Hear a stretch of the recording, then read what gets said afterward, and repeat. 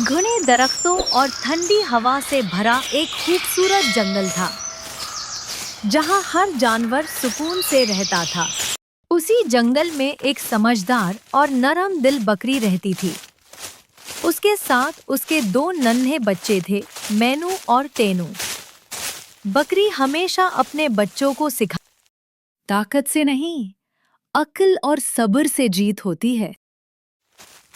एक दिन जंगल में एक खतरनाक भेड़िया आया। वो बहुत चालाक और लालची था। छोटे जानवरों को डराकर खा जाता था। जंगल में खौफ फैल गया। बकरी ने फौरन अपने बच्चों को समझाया, अकेले मत जाना और किसी अजनबी पर यकीन मत करना। एक दिन जब बकरी खुराक लेने गई हुई थी, भेड़िया उसके घर के पास आया। वो नर्म आवाज में बोला, बच्चों, मैं तुम्हारी माँ का दोस्त हूँ। वो मुझे तुम्हें लेने भेज कर गई है। मीनू थोड़ा डर गया, लेकिन टेनू ने हिम्मत से कहा, हम अपनी माँ के अलावा किसी के साथ नहीं जाएंगे।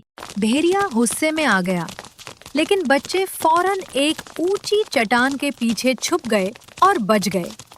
जब बकरी वापस आई, बच्चों ने सब कुछ बता दिया। बकरी ने कुछ देर सोचा, फिर पुरसुकून अंदाज में बोली, अब वक्त है उसे उसकी चाल में ही हराने का।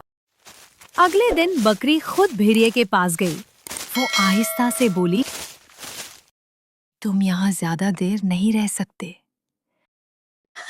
भेड़िया हंसा। क्यों? कौन मुझे रोकेगा?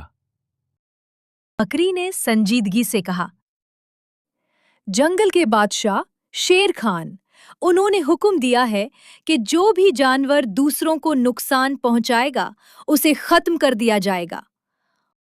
भेड़िया चूक गया। क्या वाकई?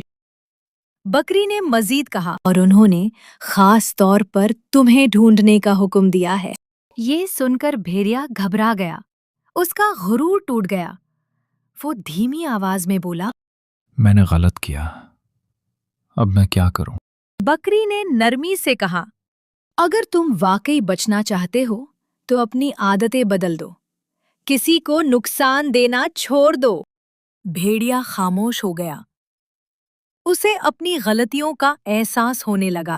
कुछ दिनों बाद भेड़िया वाकई बदल गया। अब वो किसी को नुकसान नहीं पहुंचाता था, बल्कि कमजोर जानवरों की हिफाजत करता था। जंगल में दोबारा सुकून आ गया। मीनू और तीनू बड़े हो गए और उन्होंने अपनी माँ की बात हमेशा याद रखी। अकल सबसे बड़ी ताकत है। बकरी खुश थी क्योंकि उसने बगैर लड़े एक दुश्मन को बदल दिया था।